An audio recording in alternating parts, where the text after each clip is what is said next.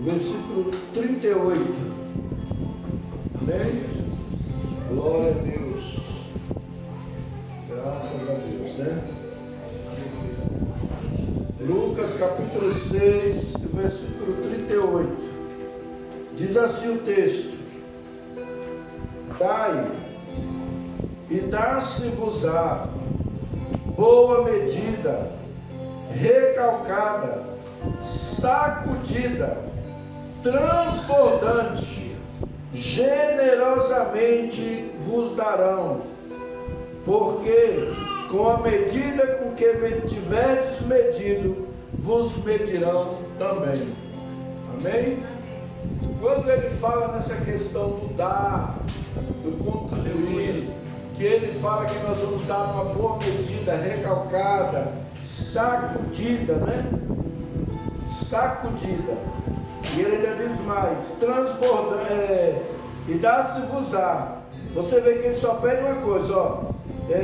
Dai, você vai dar. E você vai receber. A palavra de Deus está dizendo isso. Diz assim: dá-se-vos-á boa medida, recalcada, sacudida. É você pegar uma caixa recalcada, encher ela e depois você bater para caber mais, balançar, sacudir, né? Transbordante, generosamente vos darão, porque com a medida com que tiverdes medido, vos medirão também. Isso aqui não é as pessoas que vão medir a gente. Deus estava trazendo para mim no meu coração. Quem vai medir a gente é o Espírito Santo. Com a medida que você mede, com a intuição, com a intenção que você tem um coração generoso para investir no reino de Deus, você vai ser medido. Deus mede o nosso coração. Você pode dar 1 milhão aqui, mas se você não deu com um coração generoso, você vai ser medido e vai ser achado de falta.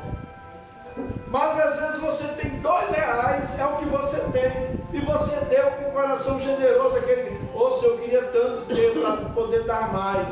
Deus vai medir o teu coração. Não adianta. As coisas de Deus a gente não faz para o homem, para ser visto pelos homens. A gente faz para ser visto por Deus, e Deus está vendo. Amém? Em nome de Jesus. Então nós estamos aqui com o gasofilácio. Você que trouxe sua oferta, pode se levantar, colocar ali. Você que está, eu estou sem dinheiro aqui, então passa o Pix, tem ali o QR Code, tá? Então assim, abençoe. E outra coisa, fale com Deus: Senhor, o que é que o Senhor quer que eu entregue? O que é que o Senhor quer que eu dê na tua obra? Deus vai honrar você, irmãos. Eu li um livro que eu sou apaixonado por esse livro, O Segredo Espiritual de Anderson Taylor. E Anderson Taylor, ele conta que estava num lugar na China e ele tinha um dinheiro no bolso, e ele chegou em uma casa e viu uma pessoa necessitada, e ele olhou assim e disse: se eu der esse dinheiro, ele vai me fazer falta. Ele vai me fazer falta. Ele pensou, né? Aí Deus falou assim: como é que você quer me servir se você não confia em mim para suprir as suas necessidades? Aí na hora ele pegou era 18 chelinhos que ele tinha no bolso, entregou todo, e ajudou para ajudar aquela mulher que estava enferma. E Deus abençoou muito aquele homem. Deus abençoou muito o Anderson Taylor. Ele pediu a Deus 100 missionários, e Deus mandou os 100 para ajudar ele na China, certo? Ele fundou uma missão médica no interior da China, pela fé. Não é que ele tinha dinheiro, ele fez pela fé. Então Deus mede a maneira com que eu faço as coisas para ele. A palavra de Deus diz lá em Jeremias: ai de quem faz a obra de Deus relaxadamente. Quando fala fazer relaxadamente, fala em todos os aspectos. Fala no pastor cuidar da obra, fala no pessoal do louvor, como eles estão fazendo a obra, fala na minha maneira de ofertar. Tudo que eu faço, eu estou sendo medido pelo Espírito Santo. Lembre-se, não pastor que vai medir você. Minha filha está lá nos Estados Unidos. Aí um dia ela ligou para mim e falou para mim assim: pai, o pastor André Valadão aqui me convidou para ser pastor. Aí meu marido me escalou ele. 9 casais, e um dos casais foi, nós fomos os escolhidos. Mas ele nem conhece a gente, pai. No meio dessa multidão, eu nem me envolvi muito. Eu falei: mas o Espírito Santo conhece, minha filha. Aleluia. Samuel não conhecia Davi estava lá no campo. Chegou na casa de Jessé para escolher um filho que Deus mandou. E Deus falou que passou 7 filhos diante de Samuel. Nenhum deles era o rei. Mas acabou o jovem, não tem mais jovem. O profeta deve ter ficado assim: eu me enganei, né? Deus se enganou, mandou eu vir aqui. Aí ele disse: acabaram-se os mancebos? Aí ele disse assim: não, tem um que está lá no campo. Não é muito importante, não. Assim, aparentemente, né, pela forma que eles agiram, ele não era muito importante, ele não era um filho especial, né? E aí ele disse: não é, está lá no campo, mandou buscar Davi. Quando Davi entrou, Deus falou: foi esse que eu escolhi para ser o rei de Israel. Aleluia. Glória a Deus. Ninguém está te vendo, mas Deus está te vendo, viu? Aleluia. Ninguém está te reconhecendo o seu sacrifício, mas Deus está reconhecendo. Ninguém está prestando atenção em você, mas Deus está vendo. Teu pastor pode não estar te vendo. Eu faço tanto, o pastor nem me vê, mas Deus está vendo. Você está sendo medido. Fala para a pessoa do seu lado: você já percebeu que está sendo medido pelo Espírito Santo? Glória a Deus. Tudo, todo passo, tudo que nós fazemos, nós estamos sendo medidos por Deus. Amém? Aí eu falei para ela: Davi foi tirado. Quem viu? Deus viu. Quem viu Amós cuidando de boi lá, né, pastor? Quem viu Amós cuidando de boi lá? Deus. E levantou ele. É assim que Deus faz, meu irmão. Deus levanta quem Ele quer, chama quem Ele quer. Às vezes tem gente todo competente, se achando pomposo, que já se achando tão anjo, que já está quase voando. Aí Deus vai escolher um outro lá que ninguém dá nada por ele. Aí Deus vai escolher: mas aquele eu aqui que estou aqui quase voando, virando anjo já, e o Senhor não me escolheu. Escolheu aquele. É isso aí mesmo, porque você está se achando muito santo, muito anjo. E eu não quero ninguém competindo comigo. Deus não quer ninguém competindo comigo. Amém? Que Deus abençoe a sua oferta. Amém? Que Deus multiplique. Que o Senhor esteja te medindo nessa manhã e que você veja o resultado. Amém? Em nome de Jesus. Pai, eu quero declarar a bênção sobre a vida dos irmãos que têm contribuído, que têm ofertado, que têm dizimado nessa obra. E eu sei, Deus, que financeiramente eu não tenho nada para dar a eles, mas o Senhor tem. E o Senhor vai afundar a vida deles. O Senhor vai dar uma boa medida, recalcada, sacudida, Senhor. Em nome de Jesus. Amém. Glória a Deus. Antes de passar aqui a palavra, eu queria... Irmãos, tem as mãos para cá, vamos orar por eles.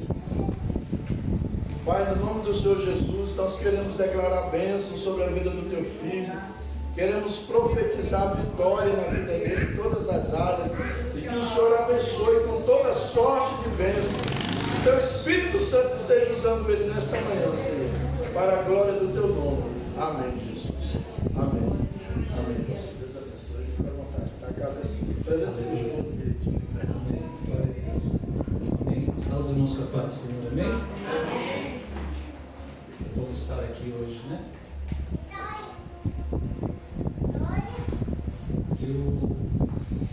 Antes de tudo, eu quero agradecer a oportunidade, pastor, meu pastor, professor e amigo. Amém? Pastor Jessé tem sido referência nas nossas vidas. Amém? Uma nova estação que Deus começou para estar nos ajudando aí a mudar de estação. A gente muitas vezes não percebe, né, o que Deus quer de nós, mas a gente não pode ficar parado. Deus ele não muda, mas se movimenta. E a gente tem que entender isso. John Wesley ele dizia que quando ele começou a evangelizar onde ele estudava, quando ele começou a falar sobre o amor de Deus, ele percebeu onde Deus trabalhava. E é assim que a gente tem que entrar junto com Deus naquilo que Ele está fazendo. Então, o tempo todo Ele está trabalhando, amém? Meu nome é Vilmar, pela misericórdia de Deus, pastor. Ali está minha esposa Tereza. Somos pais de quatro, vamos dizer assim, 4 rapazes, duas moças e 2 rapazes. O mais novo vai fazer 18 anos agora. O mais velho está com 37 anos. E, para a glória do Senhor Jesus, meu filho congrega em outra igreja, não pôde vir. E os demais não moram mais com a gente. Seguem suas vidas. E o pastor Gessé nos convidou para estarmos aqui trazendo um pouco da parte do Senhor, em questão daquilo que Deus fez com nossas vidas.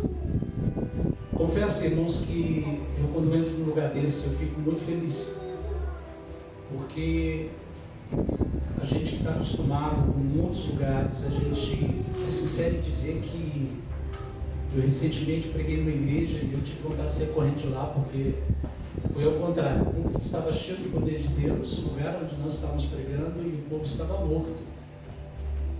E tenho entristecido muito, porque eu tenho uma grande gratidão a Deus daquilo que Deus fez por minha vida. E assim, a gente sente no nosso coração, como aquela mulher que se jogou aos pés de Jesus na casa de Simeão. Diz a palavra de Deus que ali na casa de Simeão, o fariseu, a mulher se entra e se joga aos pés de Jesus e começa a chorar e lavar os pés de Jesus com as suas lágrimas. E ela enxugava os pés de Jesus com seus cabelos. E Simeão pensou no seu coração, disse assim: se ele fosse realmente mestre, ele saberia quem está fazendo isso, uma prostituta. E ele disse assim: eu entrei na tua casa, tu não lavou meus pés, você não lavou as minhas mãos, você não fez nada disso. E ele chega no final do texto e ele fala assim: há muito que é dado, não será cobrado. E ele diz assim, que aquela mulher, muitos pecados tinham sido perdoados, e ela tinha uma gratidão imensa por aquilo que ele havia feito, que é o meu caso. Eu tenho uma gratidão imensa por aquilo que Deus fez na minha vida. Eu quero ler um texto aqui, porque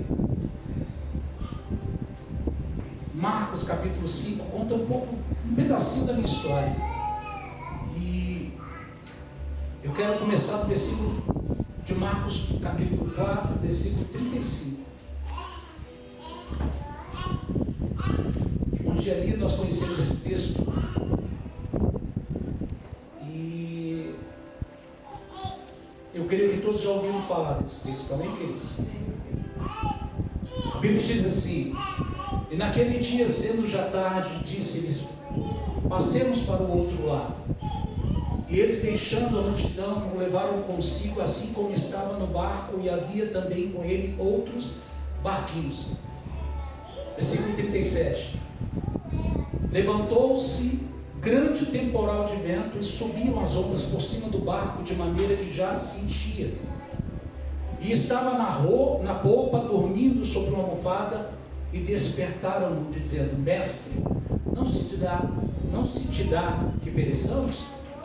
E ele, despertando, repreendeu o vento e disse ao mar: cala-te, aquieta-te. E o vento se aquietou, e houve grande bonança. E disse-lhes: por que estáis tão temerosos, como não tendes fé? E sentiram um grande temor, e diziam uns aos outros: mas quem é este que até o vento e o mar lhe obedecem? Mas eu quero que você vá comigo até Marcos 5. E chegando ao outro lado do mar, a província dos Gadarenos, e saindo ele do barco, lhe saiu ao longo ao seu encontro dos sepulcros um homem com um espírito imundo, ao qual tinha sua morada nos sepulcros, e nem ainda com cadeias o podia alguém prender. Amém? Só até.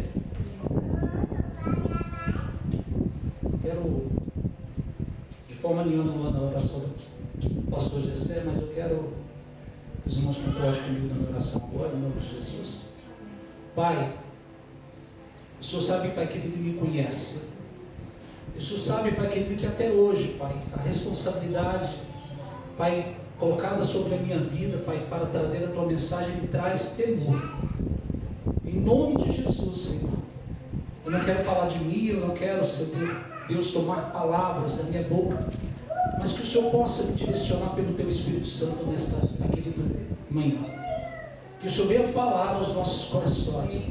Tira o agravo dos ouvidos, Pai, tira-se, Deus, a cegueira dos olhos espirituais, para que possamos compreender a mensagem que o Senhor tem aqui para hoje, em nome de Jesus. Queridos, eu escolhi esse texto porque, como o pastor Gessé colocou no bannerzinho, eu sou um ex-dependente. Há alguns anos atrás, eu tive um tratamento em uma casa de recuperação. Eu tive que me render a um tratamento. E a minha vida não foi diferente deste homem. Eu nasci em Brasília, sou filho de um pai e de uma mãe, graças a Deus, que me cuidaram muito bem de mim. E não posso dizer que eu nasci numa situação complexa, complicada, porque se eu disser isso, eu estou mentindo. Nós éramos filhos de 7 irmãos e a minha mãe cuidava de filhos para outras pessoas. E eu tenho um filho de irmão de criação, que é o 7, que ela devolveu para a mãe dele, e ela não quis ficar fora dessa família, e acabou que nós agregamos esse rapaz conosco, e é nosso irmão de criação. Meu pai é policial aposentado. Meu pai foi chefe da polícia durante muito tempo, aposentou da polícia, e eu tive muitas oportunidades. E uma delas foi de estudar, só que, mediante a toda uma situação que eu vivi, eu acabei me aproximando por amizades da droga, do alcoolismo. E apesar de usar e fazer uso de várias drogas, eu não, vamos dizer assim, eu não fiquei viciado em outras drogas. O meu problema maior foi o alcoolismo. Chegaram ao ponto de tomar álcool de farmácia e posto de gasolina. Eu tive a oportunidade de estar em uma empresa. Quando eu saí do meu segundo grau, foi um segundo grau técnico. Eu fiz o segundo grau técnico em um colégio em Brasília, e ali os professores me indicavam para fazer trabalhos, e empresas me chamavam para trabalhar. Eu tive sempre muita facilidade com isso. E muito rápido eu consegui comprar uma empresa que eu trabalhava, de sociedade com algumas outras pessoas. Na época eu não conhecia minha esposa. E eu comecei a ter uma vida tranquila, em partes, e comprei essa empresa que fazia cartão de crédito em Brasília. Tinha uma papelaria, e eu morava na Asa Norte. Saí do Guará e fui morar na Asa Norte. E ali eu comecei a andar com pessoas, apesar de ter um fundamento cristão da Igreja Católica. Meus pais são, minha mãe faleceu agora na pandemia, mas meus pais são católicos, são católicos praticantes. A minha família é católica praticante. Então, o fundamento cristão nós tínhamos. E apesar disso tudo, as facilidades que eu encontrei, eu comecei a me envolver com pessoas com prostituição. Eu cheguei a sair muitas vezes da Asa Norte e vim para esses prostíbulos aqui. E apesar de ter uma vida tranquila, eu saía e a gente vinha aprontar nesses prostíbulos. E dali eu descobri que eu comecei a cada dia fazer o uso da droga, e quando eu percebi, eu já tinha perdido o controle. Uma certa feita, eu fui convidado para estar num congresso. Em 1996, 92, em uma situação muito complexa, eu tive uma pessoa que chegou para mim e falou assim: você quer aceitar Jesus? Eu falei: quero. 92. E fiz uma visita na igreja evangélica e lá foi revelado que eu seria o que eu sou hoje. E eu, certa feita, entrei dentro da igreja e saí dela, mas não dei muita confiança. Aceitei Jesus, mas eu não, na igreja batista, mas não dei muita confiança. Em 1994, eu estava já com uma empresa, como eu disse, em Brasília, uma papelaria na 114 Norte, trabalhava no ramo gráfico, e mais uma vez, devido a situações, porque eu já não conseguia mais trabalhar, muitas vezes pedia para o funcionário buscar o carro para ir pegar, meu irmão trabalhava para mim, meu primo trabalhava para mim, e eu falava: vem buscar o carro porque eu não vou trabalhar hoje, porque eu passava o final de semana aprontando. E eu fui convidado a estar num congresso, e ali naquele congresso o professor disse para mim assim: olha, ninguém fica no lugar de Deus na sua vida. Ninguém. E depois daquele dia, as coisas, como se tivesse vindo uma sentença, as coisas começaram a descer pelo rabo. Eu recebi um golpe com o meu sócio. Nós estávamos passamos por um momento difícil financeiro, e o meu sócio, com o material que nós vendíamos, ele comprou a minha empresa, a nossa empresa, e pegou uma proposta direto. Na época nós íamos fazer os cartões do Sedex, todos os cartões estavam em nível nacional, e ele pegou o dinheiro e negociou comigo a compra da empresa através de uma licitação direta da fábrica, para que a gente fosse recebesse dele, e eu não sabia que o dinheiro ia entrar na empresa. E ele ofereceu uma proposta para a gente, aí que a empresa está passando dificuldade, e ele nos pagou na época, eu e ela, essa pessoa que estava comigo, eram 3 sócios com o dinheiro da empresa. E com o restante que eu tinha, eu entrei numa distribuidora de bebida, sociedade com meu cunhado. E lá, dentro dessa distribuidora, eu fiquei viciado em jogo.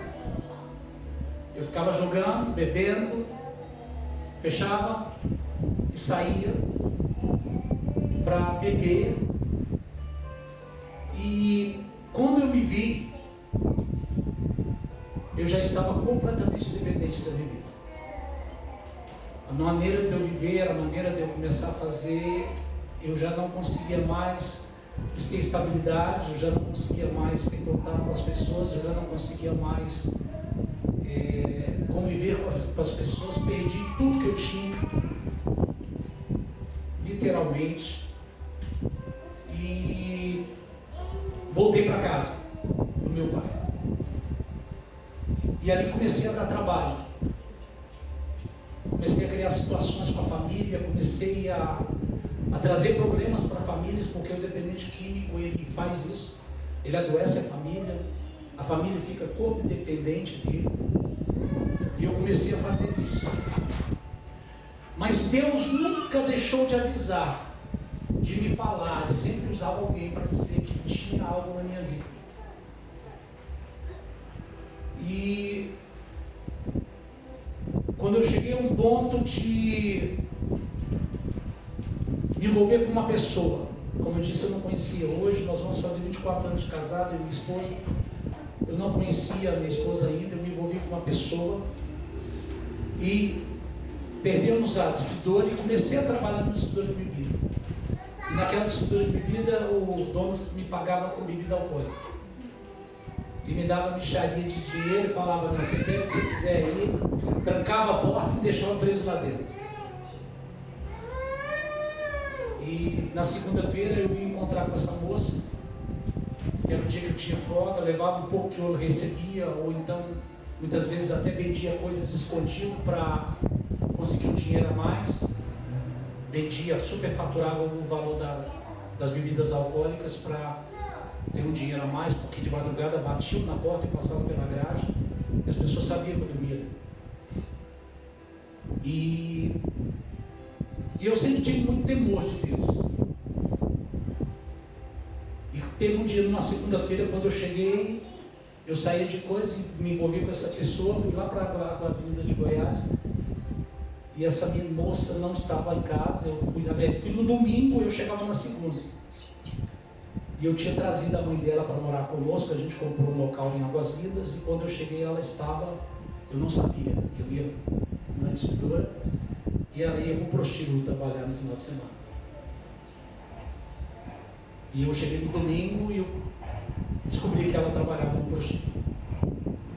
E aquilo para mim foi a gota d'água. E larguei tudo.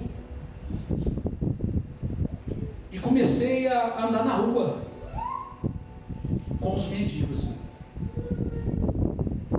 Aí comecei, eu não gostava de andar no meio do povo e me escondia debaixo de marquises e moitas. Onde tinha muita gente, eu se escondia porque eu tinha medo. E um lugar que eu me escondia era o cemitério. Eu escolhi um sepulcro ali no setor H Norte, olhava para o sepulcro e ainda tentando, estava tão certo que ainda tentava ter alguma situação com essa menina. Eu larguei tudo que tinha e mesmo assim eu chegava no sepulcro e olhava e deitava em cima do sepulcro, e mesmo conhecendo tudo que acontecia, eu ficava naquele lugar à noite, mal dormia, e quando eu via que o negócio estava muito complicado, eu ia para a capela, igual esse lá. E para mim era o lugar mais seguro. Era o lugar mais seguro que eu achava, porque ninguém me perturbava. Até um dia que eu fui, e tinha um pessoal fazendo macumba lá, e eu chutei a macumba e veio um sujeito lá do meio do escuro, a vela acendeu, foi uma coisa meio esquisita. E ele veio bufando, só com uma calça, uma bermuda rasgada, e muito suado, uma pele escura, muito alta. E ele bufando chegou para mim e falou assim: quem é você para fazer isso aqui? Eu falei, aí eu já estava acostumado a viver com eles, com os demônios, porque a questão da dependência química, ela tem muito de uma predisposição, mas ela tem uma atuação sobrenatural, claro, do diabo. E ele disse para mim que ele era Zé Pilintra, e aquele trabalho ele tinha sido feito para ele. E ele falava: quem é você? Ah, mas eu falei como se tivesse, lembrei de 92. Eu falei: eu sou filho de Deus. E ele voltou para o cemitério, no meio dos sepulcros. E a partir daquele dia, eu fiquei cismado de dormir no cemitério. E eu comecei a ficar perigoso para a família, porque eu estava bebendo muito.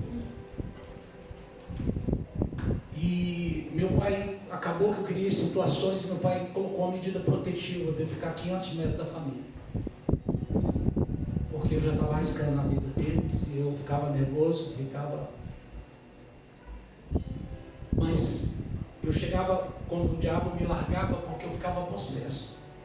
Eu cheguei a tentar entrar na casa do meu pai, que tem 2 andares, tem um térreo, 2 andares para cima, e caí lá de cima. E não quebrar uma unha.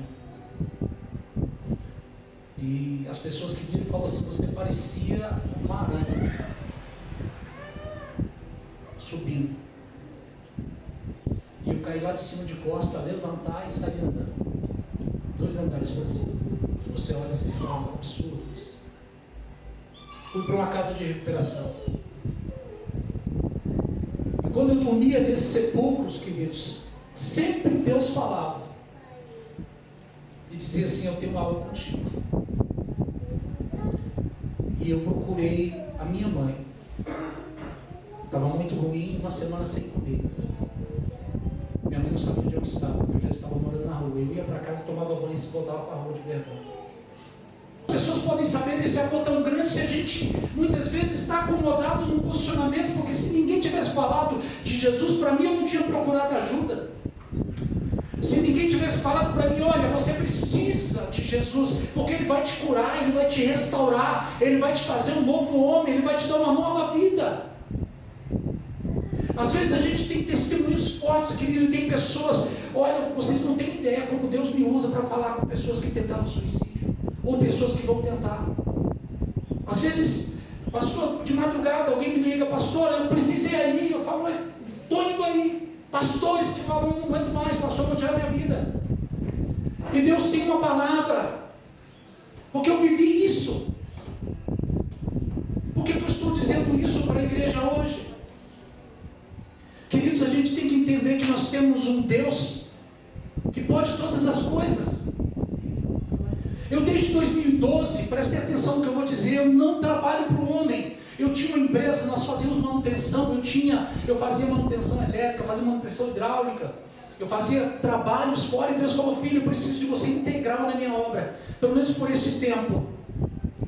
E Deus tem nos sustentado. Eu trabalho com casos de recuperação hoje, com meninos, com jovens, que precisam de uma palavra de mudança, de transformação, que eu e você tem.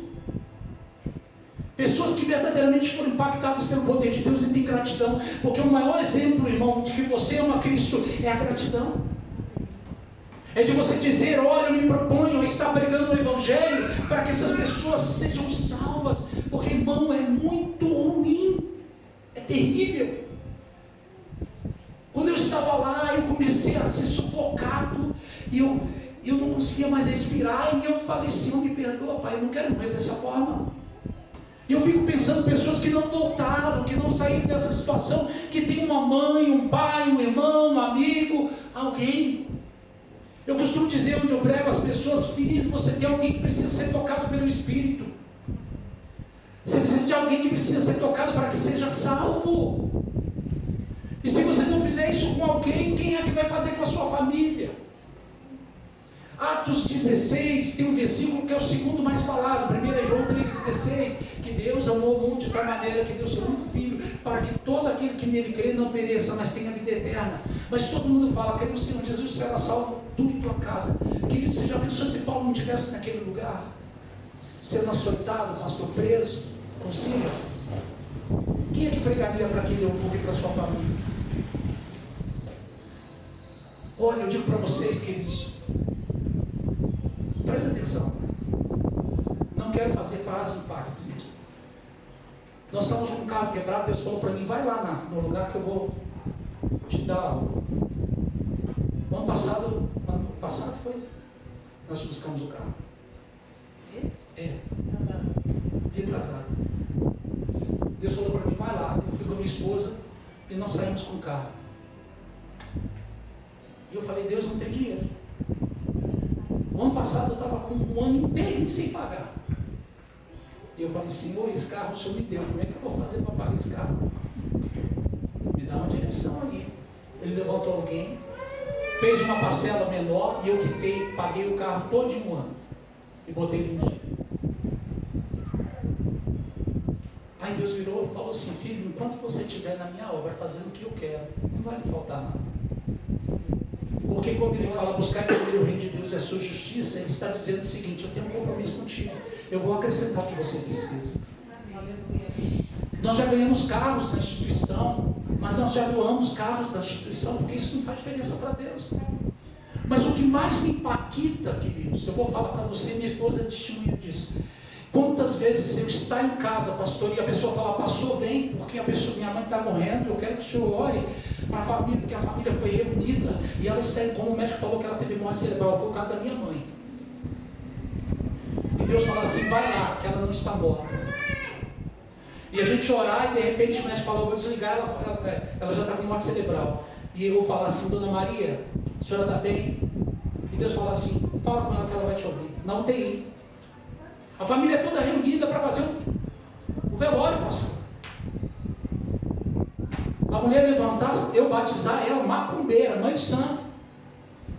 ela se levantar e eu batizar ela, depois de um tempo, depois de tudo preparado, Deus levar. Porque o que impacta, o que faz mudança na vida das pessoas não é o que você recebe, é aquilo que Deus te deu de graça, que é a presença dele, a graça dele para mudar a circunstância. Nós somos luz. Eu tinha um trabalho, eu era capelão no hospital de base, eu cheguei na oncologia por causa de um homem. Eu falei até com a minha esposa isso. Eu fui por um homem, pastor. Cheguei lá e ele foi instrumento, foi o único que morreu. As pessoas que nós orávamos recebiam alta. Eu e o pastor Fernando, eu falei, meu Deus, que mistério é esse? Porque Deus falou assim, filho, eu sou Deus da cura. Do jeito que eu fiz com você, eu vou fazer com as pessoas que estão ao seu redor. Sabe o que é isso? É você não ficar sendo movimentado por dengue, por Covid, por situações. O apóstolo Paulo, ele dizia com muita clareza, posso todas as coisas daquele que me fortalece. Mas no versículo anterior ele diz, olha, eu sei padecer necessidade, eu sei também ter abundância. Por quê? Porque as circunstâncias, presta atenção no que eu vou dizer, as circunstâncias não vão mudar a sua essência. Você tem uma palavra de fé. O Espírito Santo está dentro de nós, queridos. Pastor, eu tenho alguém na minha família que não tem jeito. Quem disse que não tem? Todo mundo fala isso para mim. Meu pai chegou para minha esposa e falou assim, larga ele. Por quê? Porque estava cansado de sofrer. E eu não liguei, porque meu pai é meu melhor amigo. Meu pai é meu xodó. Porque ele estava ali, tendo um desabafo, ele disse para ele, larga ele, não tem jeito. Ele casou agora, já está te dando trabalho, ele deu trabalho tanto tempo para a gente. Hoje, pela misericórdia e graça de Deus, eu sou chamado como referência dentro da casa para orar pelos irmãos, pelos primos, pelos tios, toda a reunião de família, coloca lá, vamos, Vilmar, ora. Vilmar, ora, o cara que dava trabalho, o cara que subia, acontecia, tentou suicídio, hoje é luz. Porque você foi chamado para ser luz. E aqui eu encerro minha mensagem. Presta atenção no que eu quero ler aqui. Entrego para o pastor José. É um texto que ninguém valoriza, porque fala dos demônios, né? Fala dos demônios aqui, pastor, Marcos 5, versículo 19 e 20, igreja. Presta atenção. Isso aqui é minha vida. Marcos 5, 19 diz assim, Jesus, porém, não lhe permitiu, mas disse, vai para a tua casa, os teus, e anuncia-lhes quão grandes coisas o Senhor te fez, como teve misericórdia de ti. Sabe o que ele está falando? Ele está falando com um gadareno, depois de curado, de liberto, purificado. E diz a palavra de Deus que ele foi e começou a anunciar em Decápolis quão grandes coisas Jesus fizera, e todos se maravilharam. Amém. O que ele está dizendo aqui? Ei, Deus te curou, mas não foi para você ficar quieto. Uma palavra que você dá, que seja a presença de Jesus te ama, querido. Eu faço isso em todo lugar que eu vou. Jesus te ama. Aí tem uns que falam assim, onde é que é a sua igreja? Só de falar, Jesus te ama. Deus tem um propósito na tua vida, em qualquer lugar. Este homem era endemoniado, mas foi o primeiro pregador de Decápolis. Decápolis eram 10 cidades, irmãos, Gadara, Damasco, Plena, Sítópolis, e várias outras cidades, Filadélfia, não essa Filadélfia que está em Apocalipse. Ele foi o primeiro pregador. Por quê? Porque ele foi liberto de uma legião de demônios que impedia o avançar dele. Você sabia que Deus usou e pode te usar para impedir o avançar do diabo? Aleluia. O Senhor está dizendo a toda a igreja hoje, se levanta, porque Ele tem autoridade. Aleluia. O povo não tem visto a mão de Deus operar, porque não tem se levantado em autoridade no nome de Jesus. A Bíblia diz assim, resisti ao diabo e ele fugirá de vós. Ela nunca disse fugir. fugir da aparência do mal, pastor. Mas ela fala para resistir ao diabo. Se você resiste, você não precisa fugir. Porque a autoridade de Deus lhe deu. Porque Deus nunca levanta uma pessoa do pó das cinzas para ser mediano, medíocre. A régua de Deus não tem acepção de pessoas. Ele é perfeito nas suas escolhas. E o que está dentro de você é nada mais, nada menos do que a presença do Deus vivo, o Espírito Santo de Deus. Se você nasceu de novo, que eu creio que todos nós nascemos de novo, você carrega um Deus vivo, que faz você ser um com o Pai. Um Deus que pode mudar as circunstâncias, um Deus que pode levantar cego, surdo e tudo. E eu quero encerrar, irmãos, é porque eu falo. Eu já viajei para fora do Brasil. Eu já fui com um congresso com R$100 dentro do bolso, congresso ficar no melhor hotel, comer da melhor comida. E chegar lá, Deus falar assim: tem comida? Não tem? Tá bom, não tá? Você vai tomar café, mas não vai comer. E não fazia diferença. Por quê? Porque não é comida. O reino de Deus não é comida nem bebida. O Senhor quer mudar hoje. Sabe por que eu estou falando isso? Presta atenção no que eu vou dizer. A igreja primitiva, ela vai retornar. Aleluia. Por quê? Porque a perseguição vai começar. Glória a Deus. E quem tiver com o sistema vai ficar com as igrejas abertas. Aqueles que não vão ter que orar dentro das casas, pastor. Igualzinho vai ser nesses lugares pequenos, onde Deus vai manifestar, como manifestou aqui hoje. Porque a presença de Deus é muito clara neste lugar. E eu não sou hipócrita de dizer, porque lá na igreja que eu fui domingo passado, eu falei: gente, vamos acordar, isso aqui está parecendo sepulcro. Aí eu falei: quem quer ser missionário aí? 3 vidas levantaram a mão. Eu falei: meu Deus. Depois de falar sobre a menina que pregou para a esposa de Naamã, que falou: vai lá que tem um profeta Israel, pode cuidar. Deus é vivo. Nós estamos vivos. E o Senhor quer usar você para curar. Glória a Deus. Para salvar, para libertar. Aleluia. Glória a Deus. Mas se você quer que alguém precise da tua casa, pede para alguém. Porque Deus vai levantar alguém para pregar alguém na tua casa, na tua família, no teu lar, alguém que você não vê, vai ser tocado pelo Espírito. Porque enquanto minha mãe estava colocando o pé no joelho no chão, e ela falava: eu não posso, mas só pode. Alguém estava pregando para mim nas encruzilhadas, nos cemitérios, onde eu ia, Deus me cercava com palavra. Alguém chegava e falava assim: você sabe que Deus tem algo na tua vida, não sabe? Eu chorava. E hoje eu estou aqui para glorificar o nome do Senhor. Amém? Se coloca de pé em nome de Jesus. Glória a Deus. Eu vou pedir para o pastor José, pastor, você fazer essa oração de entrega. Eu quero agradecer a vocês. Desculpa ter passado um pouquinho do tempo.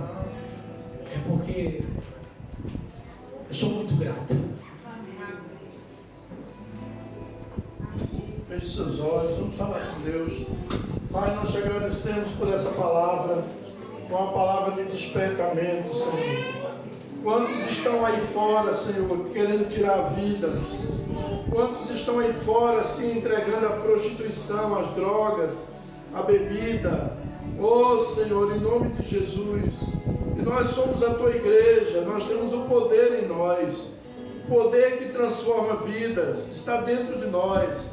E nós precisamos sair e comunicar esse evangelho, comunicar esse poder, manifestar esse poder que está dentro de nós, aos enfermos, aos endemoniados, aos alcoólatras, aos drogados, às prostitutas, prostitutos. Em nome de Jesus, usa-nos em tuas mãos. Mais uma vez eu te digo: eis-me aqui, Senhor. Eis-me aqui, Aleluia. Senhor. Eis-me aqui a minha vida. Glória a Deus, aleluia. Eis aqui toda a minha vida. Eis aqui tudo de mim, Senhor. Eu coloco no teu altar nesta manhã. Usa conforme o teu querer. Que o teu nome venha ser glorificado, Pai. Em nome de Jesus. Amém. Amém. Amados, gostei muito dessa colocação.